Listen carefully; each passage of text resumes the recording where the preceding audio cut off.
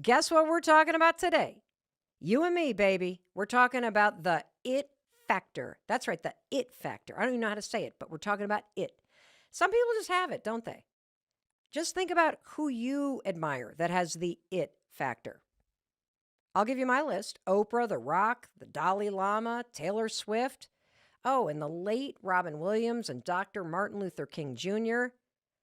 Those folks, they have the it factor. Why? Well, because they have this ability to make me lean in and care about what they're saying. We not only admire folks like this, but we like them and we trust them. That is the heart of having the it factor. And based on the research, when people have the it factor, you know what it means? It means they have charisma. Charisma is a really cool thing because charisma will make you more influential. It'll help you make a bigger impact. And charisma absolutely is going to help you make some more money because according to the research, 82% of people's impression of you is based on whether or not you display charisma. Did you hear that? 82% of someone's impression of you based on whether or not you got charisma. I know I said it twice. That's how important it is. And here's the coolest thing about charisma. It's really easy to hack when you know the simple things you need to do. So today, here's what we're doing on the show. You're going to meet one of the world's leading researchers and experts on charisma and body language, Vanessa Van Edwards. She's a behavioral investigator, the founder of the research group Science of People, the author of the best-selling books on these topics, Captivate and Cues, and she's here to prove to you that you have the it factor. Yes, I'm talking to you.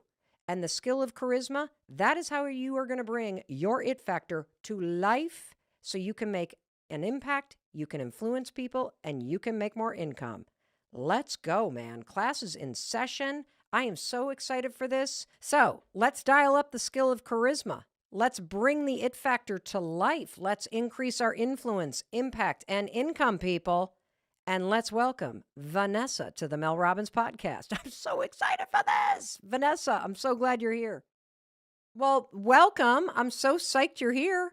I'm so happy to be here. I can't even tell you. Well, let's just jump right into it because you have written the book Oh, on both charisma and body language. And so I want to start with what is charisma and why does it matter? what people don't realize is that charisma, more than any other attribute, is the single most important aspect of you being successful. It helps you in your relationships, it helps you professionally, it helps people take you seriously. It helps you also feel more confident and purposeful in your interactions. So charisma is that missing ingredient that we need to trigger or activate our success. Wow. I mean, you hear so much about confidence, you hear about extroverts versus introverts, but how is it that charisma impacts all those things more than your personality or confidence? When research looks at highly charismatic people, they find that we are looking for people who are signaling high charisma because it shows all those other things. Highly charismatic people are confident, they are competent, they are warm, they are likable. And so the most amazing aspect of charisma is it can be learned. It is not an innate trait. You don't have to be born with it or not.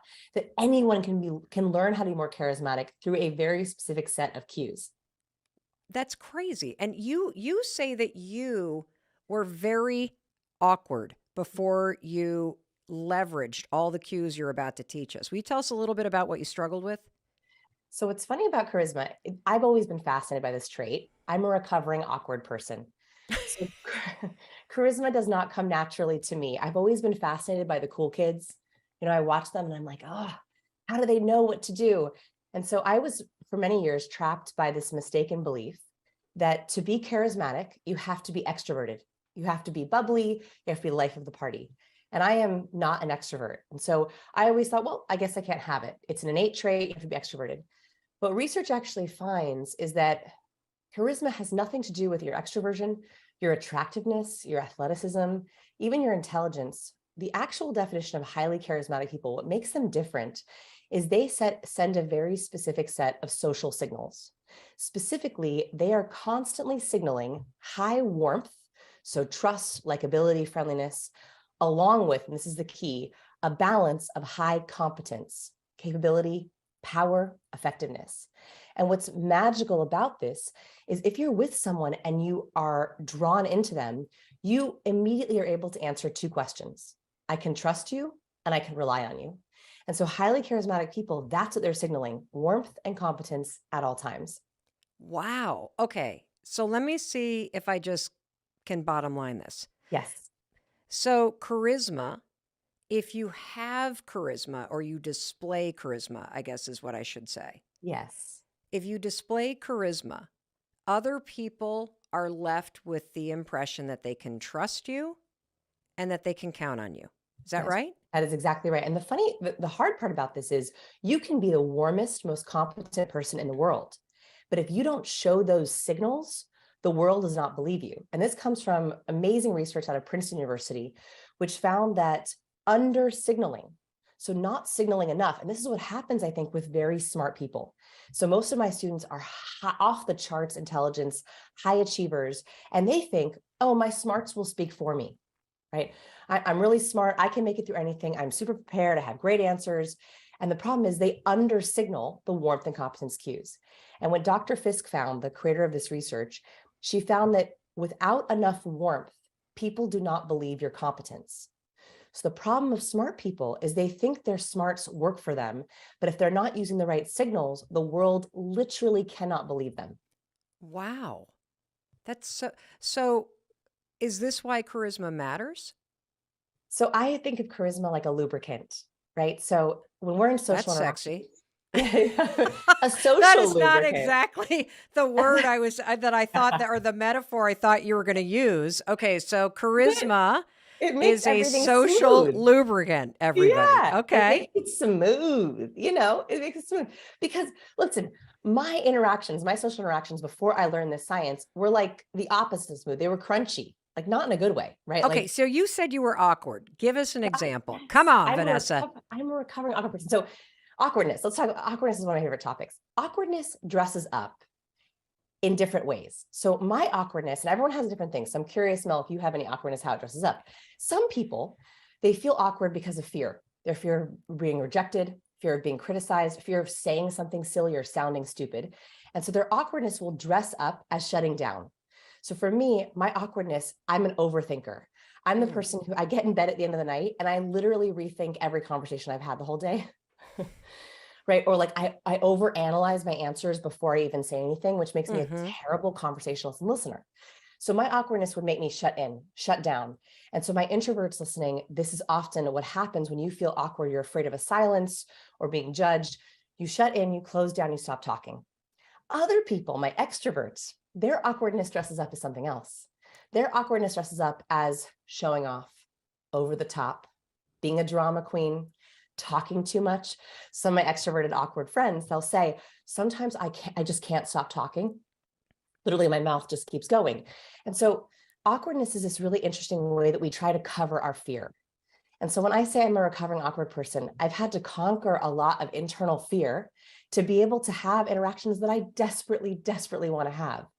That could be in a professional setting, sharing my ideas, but it also could be just trying to make good friends, trying to be open with my partner. And so I think that charisma is this lubricant because awkwardness makes our relationships, our conversations, our communication crunchy, awkward, halty. We talk too much. We talk too little. There's an awkward silence. We don't know what to do with our hands, right? We're like, what do I do with my body language? We make weird faces. We awkwardly nervous laugh. So my goal with charisma, what I've found is that it's a smoother, it's a lubricant, which we have to stick with that metaphor. Well, it's hilarious, and it Easier. also makes when you use the word crunchy about those moments when you feel awkward, that makes a lot of sense to me. Yeah. Yeah. Because whether you're an over talker, oversharer, nervous laugh, interrupting people because you're extroverted, but you feel afraid of how people are going to view you, or whether you withdraw because you're afraid, that crunchiness is that sort of disruption you feel internally. And so I love this idea that charisma, which you say is a skill that anybody can develop, Mhm. that charisma helps you be yourself and it helps you be more influential, and it helps you enjoy social settings, whether you're introverted or extroverted. That's what I'm kind of getting from this. Oh, that's it. And so I think that what we're looking for here is a lot of people talk about confidence. And I love confidence, but I am not naturally confident. And so what would happen is I would say, just be more confident. Like I would, I'd be like trying to mantra myself into it. And if you tell someone who's awkward to just stop being awkward, it doesn't work. Oh, So it what just I would makes you more awkward, I think, because say, then you're now focused on the fact that you're awkward. it's like a meta, right? Like I worry that I'm a worrier and that makes me worry, So, right. So like, it's like a horrible meta. So what I say is, okay, I like confidence, but let's put it to the side for a second. Let's talk about being purposeful. Purposeful is much more impactful and active. It's an active emotion. Okay. So if I say, I want to show up in this interaction as highly charismatic, I want to be my warmest self and my most confident self. And I want to clearly signal with purpose to the other person, I am trustworthy and likable, but I can also get it done. I'm powerful and capable. The key here is the balance. Most of us have an imbalance. So there's 4 segments of the population. This is what the research finds. There's the sweet spot of highly charismatic people, high warmth, high competence. That's the rare birds among us who Now, are can able you to give us balance. an example of somebody who is highly charismatic? Let's do the classic, Oprah.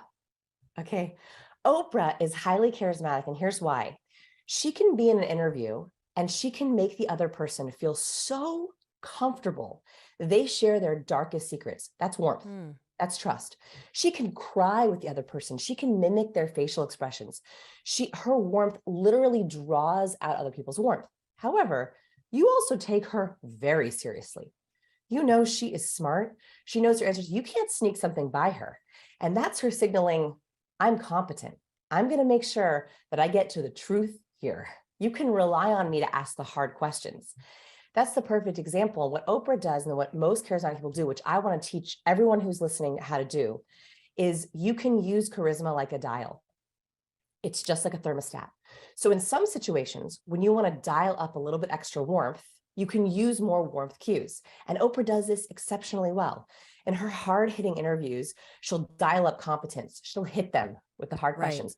Go watch her interview with Lance Armstrong. I talk about Lance Armstrong a lot in the book. I pick on him a lot. Her interview with Lance Armstrong, she is high competence. She has just enough warmth to make him feel comfortable, but she asks hard questions. Versus some of her other interviews, she's dialing up warmth. She wants to make the other person feel comfortable. So that's an example of someone who's very nice balance and kind of uses her warmth and competence as a dial. Let's look at, for example, Steve Jobs. So Steve Jobs is often— Zero warmth. Am I? No, zero warmth. Zero Steve warmth. Jobs, zero warmth. The guy's a jerk. Zero warmth. So he is the perfect example of high competence. He's constantly signaling, take me seriously. I'm powerful. And most importantly, what highly smart people don't realize is if they over signal competence, people see them as cold, intimidating, not a collaborator, not a team player, hard to talk to. So yes, he was brilliant, but his lack of warmth made people feel like he wasn't a collaborator. He wasn't a good team player. And his legacy is changing the world, but also being not kind. So that's an example of high competence. My highly smart people, my engineers, my really technically brilliant folks, they often get trapped in high competence because they don't know how to signal warmth. By the way, they might have all the intention to be a collaborator, but we are not taught how to signal warmth. And so they go, well, guess I don't know how to do that. So that's high competence. That's one bucket. And by the way, so as you're listening, I want you to think about what sounds like you, what feels like you. So do you feel like you have the balance? Do you feel like, no, you're off the charts in competence? You're high in competence if people always think you're in charge. You're high in competence if people have ever told you that you're intimidating or hard to talk to. That you're in a relationship or have a partner who's high in competence if they constantly Google fact check you. So highly competent folks, their mission is to get it right. They are very dominated by the idea of get it right, get the facts. And so they'll be in a conversation with you and be like, let me Google fact check that. Let me just see if that's right. Do they share their emotions if they're high competent? Usually less. They're much less comfortable sharing their emotions because vulnerability Sharing emotions is an aspect of warmth. So that is Mm. one way that competent people can hack warmth, is sharing more of their emotions. But usually they don't like that as much because emotions aren't correct, right? It's hard to be right with emotions. So they'll often, the reason why a highly competent partner, I have one of those, is I'm going to use the word afraid of emotions or uncomfortable with emotions, is because it can't be fact checked, right? Hmm.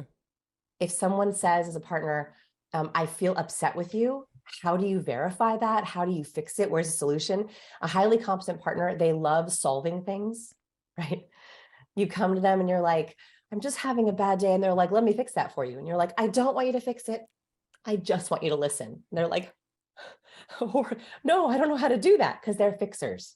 Got it. So highly competent people, you have that super strength of getting it right, being fixers. Warm folks, my warm folks. So my highly warm folks, you are filled with empathy, your cheerleaders, your supporters, your mission. So if competent people want to get it right, highly warm people want to be liked. They Hmm. want everyone to feel good. They want everyone to feel comfortable. Typically, highly warm folks, their super strength is empathy, nurturing, making people feel loved and warm, but they often give too much of themselves in sacrifice of being liked. Got it. So, like people pleasing doormats is what you're talking about. That's the far end. People Yes. pleasing is what they struggle with. And so I think that highly warm folks in the workplace, this is the other really important thing to understand, is if you are highly warm, you are fighting a battle in yourself, which is your desire to be liked gets in the way of your need to be respected. Mm. Okay, stop. I need everybody to hear that. If you default and you are too warm, especially at work, your need to be liked is getting in the way of your need to be respected. Yeah. And when you are too focused on getting it right and too focused on being smart and too focused on dominating the conversation or the knowledge bank, your need to be right is dominate. How did you say your need to Your be need to be right? right is getting in the way of your need to be liked. Yes. Yes. Your need to be right is getting in the way of your need to be liked. That even rhymes. That's amazing. I I didn't want to even do go that on purpose. I want to go back to something in the very beginning that we were talking about. Yes. So, when I asked you what is charisma, Yeah.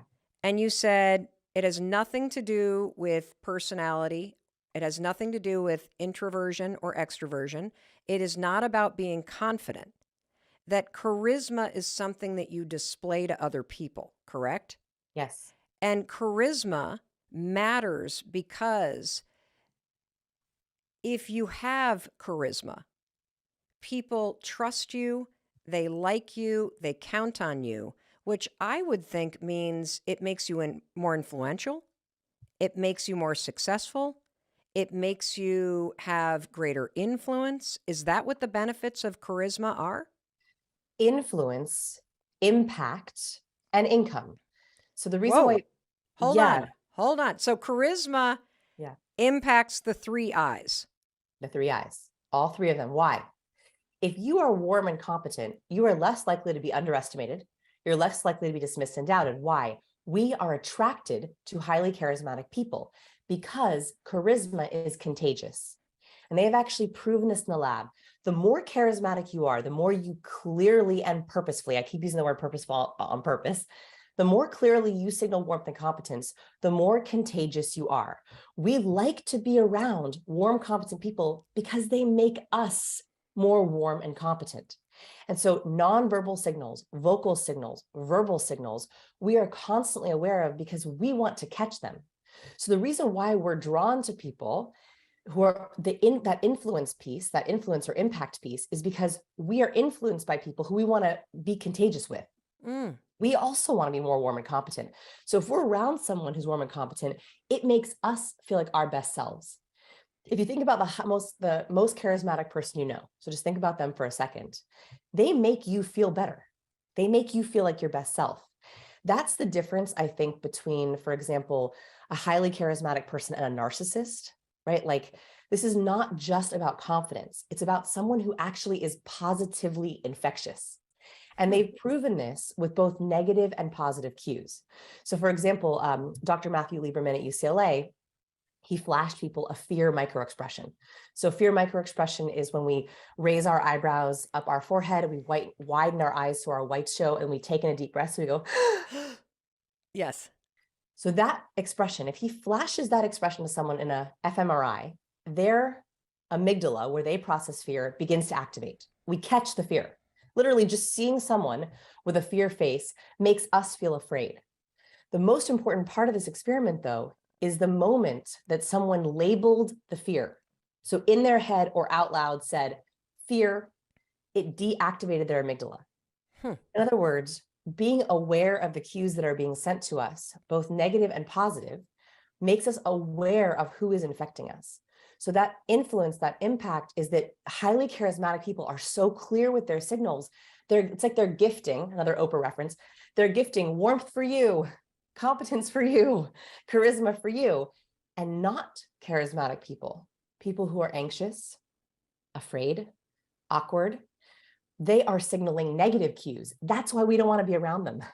We don't want to catch that fear, right? Like we don't want that fear. And so we're like, whoa, I don't like those signals. And so we avoid them as much as we possibly can. You know what I love about your research? What I love is that, first of all, you're about to teach us all how to become more charismatic. You're Oh, yes. also about to give us hacks related to body language and getting intentional about what we're displaying and signaling.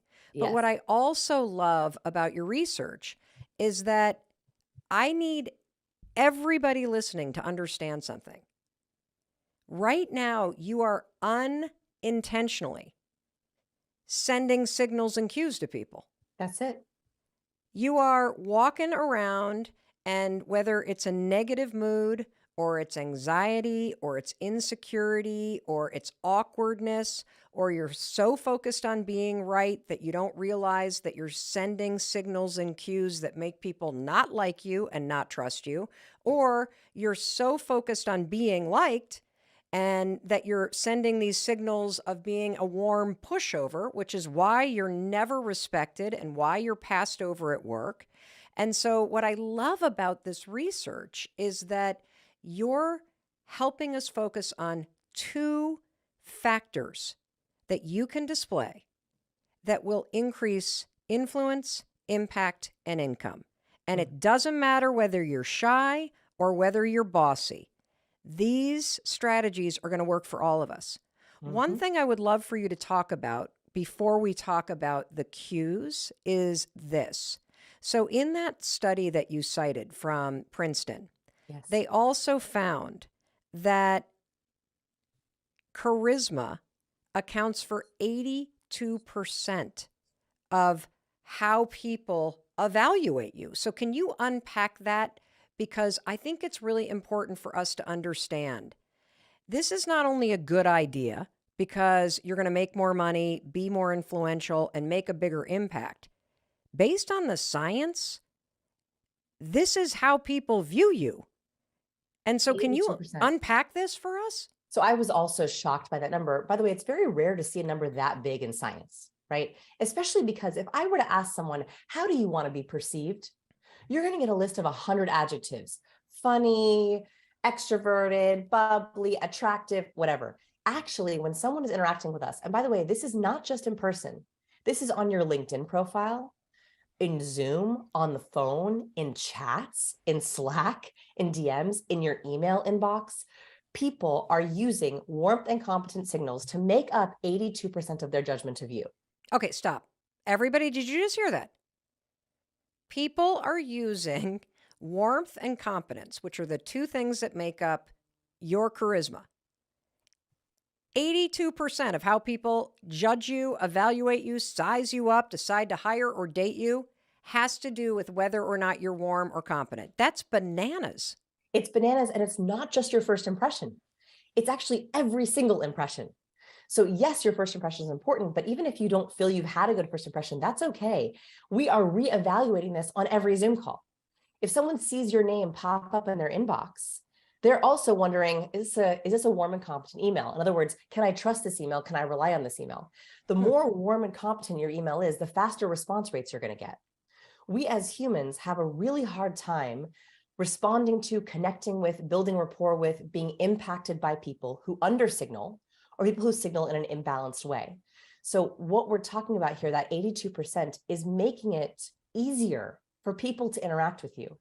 I believe that your warmth and competence tells the world how they should treat you.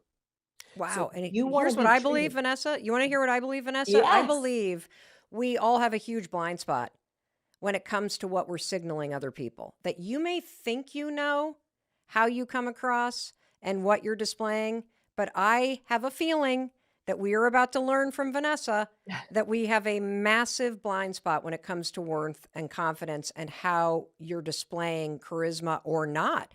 So, how can we, number one, figure out how charismatic we are? What do we Okay. do, Vanessa? Okay. All right. So first, the first kind of diagnostic that I talked about was just which one sounds more like you. That's where we start, right? So where do you think you fall? You higher in warmth, higher in competence, you have a balance, or you under signaling, right? Do you shut down and not signal enough? The Okay. next thing you can do is you can actually do our diagnostic. It's totally free. And I love this because there's two ways that I want you to do this. You can take this as many times as you want. The whole point, the reason I put it up from the research is because I want people to be able to take a diagnostic, see how they come across. So they're going to be very simple Does that questions mean like, a test? yes, it's a test. Okay. Really simple test, sciencepeople.com/charisma. Wait, hold on. What's it called? What is the URL? Scienceofpeople.com/charisma. Scienceofpeople.com slash Slash charisma. charisma. Wait, is that the New York Times Science of People? No, just my Science of Oh, People. that's your site. Okay. Scienceofpeople.com slash charisma. We will put that in the show notes. So you can take this test. As many times as you want. And so first I'm going to take it as you. I'm going to take it as you, and I want you to take it not on your ideal self, your real self. Okay. Okay. So on a normal day, I want you to screenshot your results. Then what I want you to do is I want you to do a 360 review. I want you to send the quiz to a partner, a friend, a colleague, and ask them to take it as you. This is the key because it's going to show you how other people see you and have them screenshot the results and then go to dinner and get a lot of wine because it'll be a great conversation. So do you find that most people have no idea how they're showing up with other You, people? you were right. Most of us have a blind spot. We think, we hope, we think of ourselves as our ideal selves. And there are days, of course, where we are a little closer to that sweet spot of warmth and competence. But what's really key, what we find is that not only are people giving them different results, but they might even have different results for home and work. So they're showing up as two selves. And that's a very important thing to know about yourself. If you're going to work and you're dreading it, you're burnt out, you're drained, it could be that you are not honoring who you truly are because you're either under signaling competence or under signaling warmth or trying to fake it till we make it. I have a little problem with that phrase. I don't love that phrase because I hate it. think that the problem is if you're going to fake warmth, it's exhausting, right? And so this is also a way to sort of get a very quick snapshot in how are people perceiving you and is it what you think you're showing? You also have a suggestion that we record our Zoom calls in order to read how charismatic we are. That sounds horrible. It's horrible. I'm not going to lie. It is horrible. And not only do I want you to record a Zoom call, I want you to record a Zoom call that you worked hard on. Presentation, an important client meeting, a call, and then I want you to code it. So when we talk What about does code it mean? Okay, so when we talk about cues, so cues are the social signals humans send to each other. Okay, there are 4 different modes of cues. Verbal, the one we talk about the most, so our words. This is what most of us think about all the time. We want to prepare the perfect answer, share the perfect presentation, we practice our stories. So verbal is only one mode of cues. Second is nonverbal, our body language, our gestures, our facial expressions.